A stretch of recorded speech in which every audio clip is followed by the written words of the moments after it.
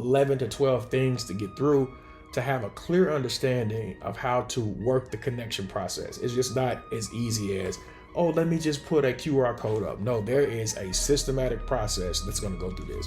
The question you need to ask yourself currently, do we have strategies in place for guest experiences? For first-time guest experiences? What is the strategy? So that we're not overwhelmed. Is it documented? If it's not documented, you don't have one. Plain and simple.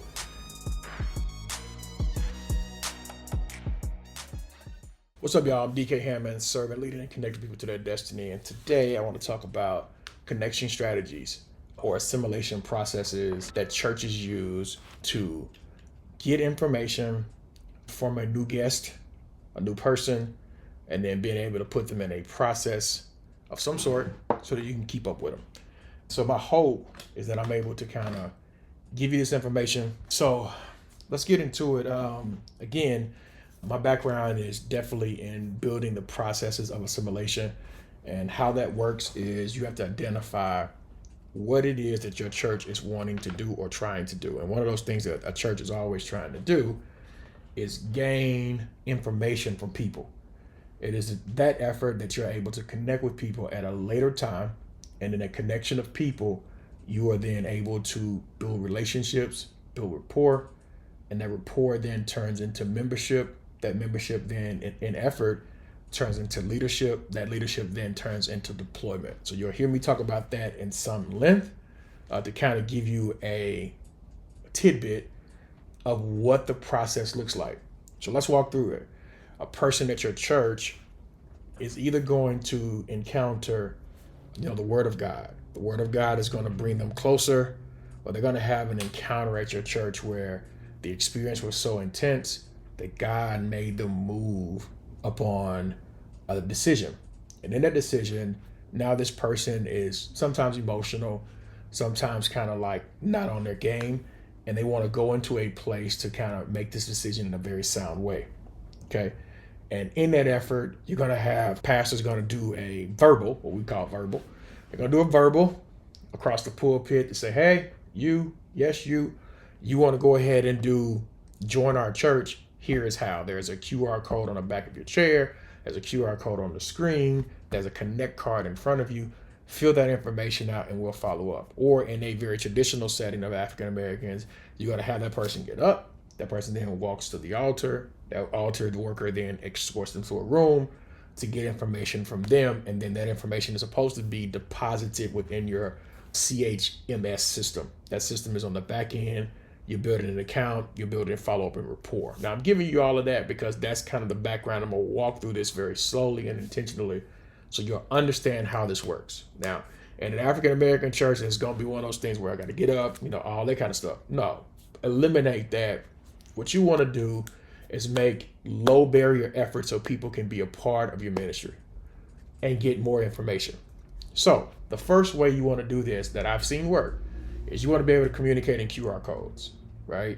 QR codes work, but if it's too many QR codes at one time, you overwhelm the people that's trying to get connected to your church. So in other words, you want to have one QR code that has all the information connected, and these people can then connect themselves to whatever part of that process, and then what I call pathways onboard themselves into said process. So if you're just coming on, I'm DK Hammonds, and I'm giving a talk about how you can have a better connection strategy in your ministry. This comes from Pierre's conversation about what do people do, whether it be black, white, or whatever. And I've worked in various ministry contexts. And so let me give you a story on how this works. So when I first got to the church, they had no definitive process of how they were to walk a person from start to finish. At the end goal, the person is trying to be a member of the church, and or we want them to be disciples of Christ. Okay, that I would say is that we want them to be disciples of Christ. So how do we get them to be disciples of Christ? What is the process? Here's the end goal. The end goal is for you to be a disciple and you be able to be deployed out to make more disciples. That is the end goal. So how do we do that in our ministry context? That's important, y'all. Identifying how you would do that. The end goal. Okay. So that's number one. Now, let's walk through the things that you would need. Things you would need. You're going to need a team. So your team is going to be a part of like the creative team. You're going to be a part of the first time guest or greeters ministry. You're going to have identifiable core values that you want them to be able to convey to people, how to get baptized, how to become a member, etc. You want to have a welcoming environment. So in that welcoming environment can then just kind of soothe or ease them in whatever place they may be. So it doesn't need to be loud, rambunctious, a whole lot of people. You want it to be nice and cool, right? Potentially you want to have a first-time guest, a first-time guest gift. If you have that, maybe a book, maybe something that was written by the pastor, maybe a t-shirt, maybe a mug, whatever the case may be. You want to have something to give them in exchange. There has to be an exchange in order for this to work really well, right? And then you want to have processes to identify how a first-time guest takes what we would call next steps. What is the next steps for your first-time guest? You want to give them a place where they begin. You want to teach them about salvation, salvific experience, baptisms, how to get involved in some cases, Sunday school or small groups, or how to get involved and how to serve, and then what is the workflow. So I'm going to try to go through those things. That's about 11 to 12 things to get through to have a clear understanding of how to work the connection process. It's just not as easy as, oh, let me just put a QR code up. No, there is a systematic process that's going to go through this. And if I had time, I would put an actual document that I put together and show the group how that actually works. But I'm just going to talk through it because I'm using this as recording content. All right. So let's talk about person at your church. Person makes a decision. How are they going to be able to make that decision adequately? So there's a couple of ways you're going to be able to do it. QR code means you have a cell phone. Well, let's say you have an older seasoned saint that doesn't have a cell phone that works that good. So you're going to have a connection card. And you're going to hand them a connection card, potentially a pen, and they fill that out. And they can put that in the offering bucket to be retrieved and be data entered in later. That's the process. It has to be data entry, right? All right. So, of course, you have your greeters, because in most contexts, people are playing double duty. Those greeters identify those potential members. And if you have a waiting area for them, escort them to that waiting area. If not, give them the card, place the card within the offering container or whatever designated place, or give it to that particular usher. And once you've done that, then the actual card is then follow up on the back end, right? So I don't want to get ahead of myself because there's a lot of things to process, right? Okay, so let's see. So now the back end has the information. Whoever the admin is or the data entry person is to implement or put that stuff in the system as under the first time guest, which introduces to our church what we would call CHMS systems. These are the customer relationship management systems that keep our people in a one place stop that we can always reach out to them or connect with them at any given moment. If you don't have them, please consider RAM, which is an ACS product. Please consider Breeze. You have Ministry Platform, or the easier one these days that a lot of people are using is Planning Center, right? That information goes there, and then we create what's called a workflow on the back end that identifies those users and how we're going to handle them to make sure that we're follow up with them, okay? So that's a part of that designated guest experience. So the question you need to ask yourself currently, do we have strategies in place for guest experiences? For first-time guest experiences? What is the strategy? So that we're not overwhelmed. Is it documented? If it's not documented, you don't have one. Plain and simple. Do you have a strategy? Is the strategy documented? Have you followed up with that strategy? Right? That is important. All right, cool. So what teams do you need? You need a creative team to kind of get created the environment, a team that has materials like connection cards, or in some places, you can create the connection cards to exist digitally, and they can be on iPad, so they can already be set every single Sunday, and you don't have to repeat that process 25 times over, right? It can be done. Okay, and here's how it can be done. It can be done because what you're going to create on your back-end system is a form that operates as a connect card. When that person comes to your designated room, or that person experiences your QR code, they would fill out that form. and that form will go right into your system automatically, which removes the space of having a person doing data entry. They only do data entry to those who actually fill the card out versus those who do the QR code. So there's two on-ramps that you need. Think about it. One is going to be a person fill out the card. Two is going to be how we handle them electronically. That goes back to opportunity number one. Okay. And so you have your creative team that kind of handles the creation of that card and creating the environment. Then you're going to have your ministry team to make sure that we have ministry meaningful connections, as well as setting the tone for our guests and communicating church vision or communicating what the church wants to communicate to our first time guests. All of this takes place in probably less than 5 to 10 minutes, tops, right?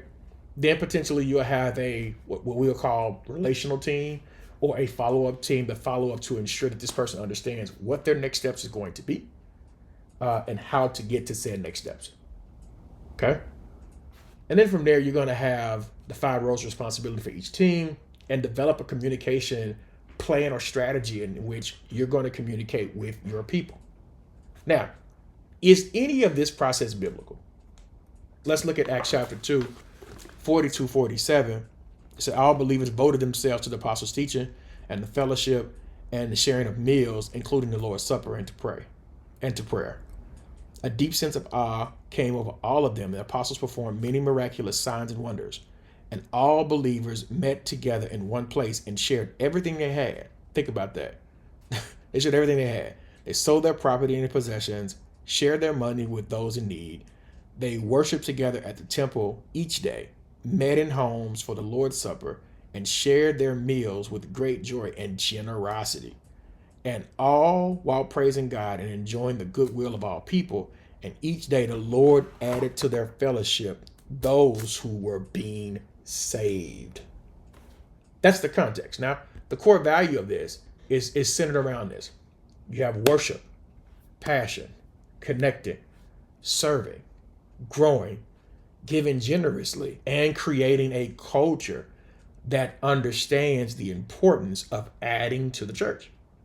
Now, this is for those who have been around the church and those potentially. This is the Bible. The Bible is illustrating to us very clearly on how we're supposed to handle that. We don't do it that way. We create mimics, game schemes in an effort to get people in. And that doesn't necessarily always stick. And we always have people that say, hey, I don't know my next step. Hey, nobody followed up with me. Okay. All right. So let's keep going. This is good stuff. All right. So from there, this person is joined.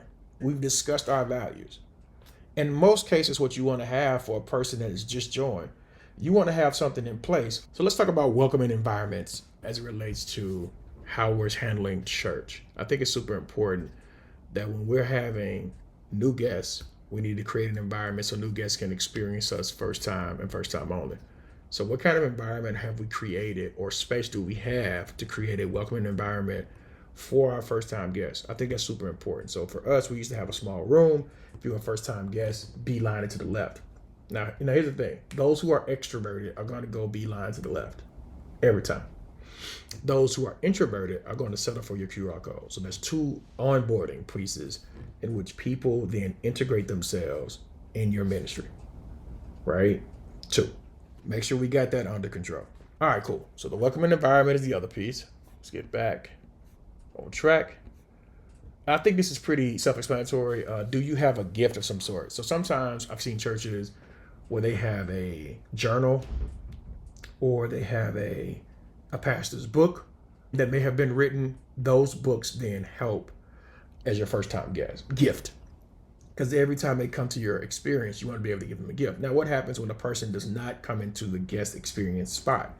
Then they can just breeze through there and pick up a gift because they've already done a QR code.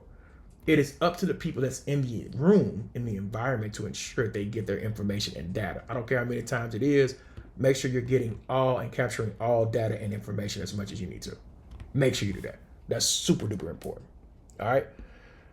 And if not for nothing, if you can identify any local partners that may want to donate, anybody that may be a business owner that may want to donate, that'd be a good place. So how do you identify first-time guests? Again, you hear me say, number 1, there's a welcome area. Number 2, the host or the pulpit person, designatee, the verbal, that person, connection cards, and online.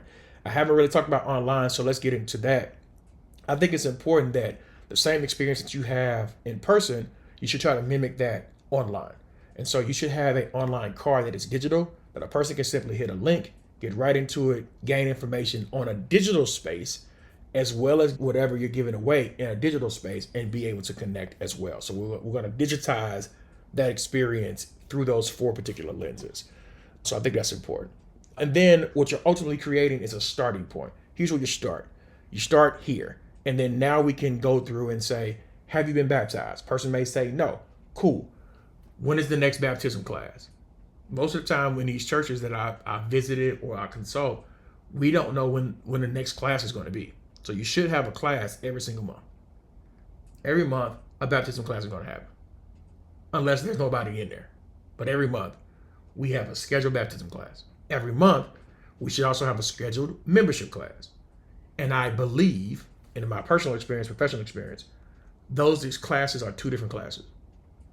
So you're going to go through a class to join, potentially. No, you're not. You'll go through a class to be saved. You're going to go through a class to baptize, be baptized. You're going to go through a class to be a member. Now, can those classes be done digitally? Yes. Now, some people should say, I'm a hireling and, you probably shouldn't do that. I would say you do what fits your ministry context. If your ministry context asks for you to perform a digital acquisition or a digital thing, then you should do it. If your ministry context don't provide that, then don't. Okay? Point blank period. All right. So you're going to create that salvation, let's say salvation video. So it could be the same video every single time. You're going to do that. Same video. You're going to create a baptism video. Same video every time. You're going to create a membership video. Same video every time.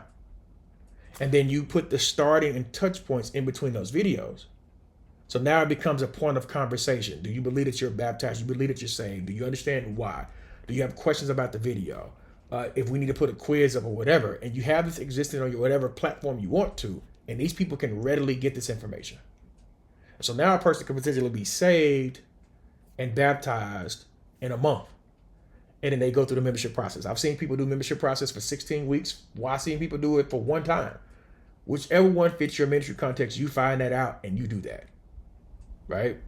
That's super important. I think the next thing is now you have membership. The purpose of membership is to identify people who have already gone through prayer of salvation. They've already been saved. They've already been baptized, and they desire to be a part of this family verbally. And so now you create that environment. And so what I would do as a point of emphasis, I would create a space where they can come, be a member, watch the video, and probably have some food. Again, the apostle teaches us that we should do that together. Have a moment of fellowship and reflection. And then now we can have a more deeper conversation in terms of relationship. And boom, now we have them as members. But that's not enough.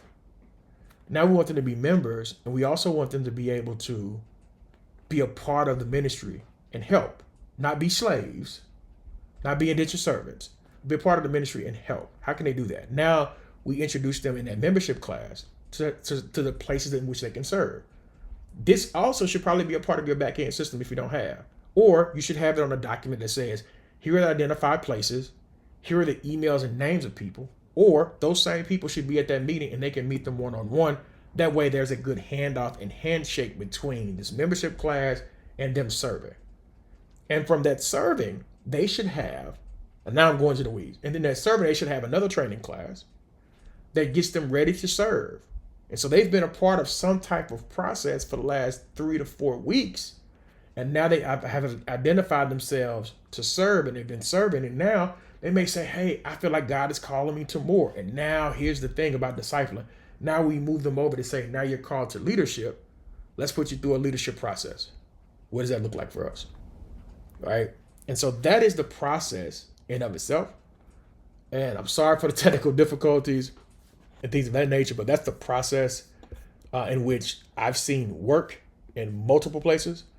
The only thing I think I missed potentially is small groups, but every church doesn't have a small group.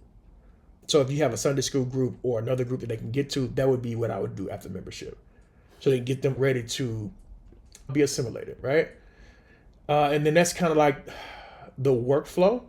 And then I'll talk about that later because I can talk about each piece for a period of time. So again, thank y'all for looking past my faults today. And I hope this was super duper helpful because I feel like this is a place that in which a lot of people fall short as it relates to their church ministry. And this is an opportunity to really move ahead in the things of God. So thank y'all so much. Peace.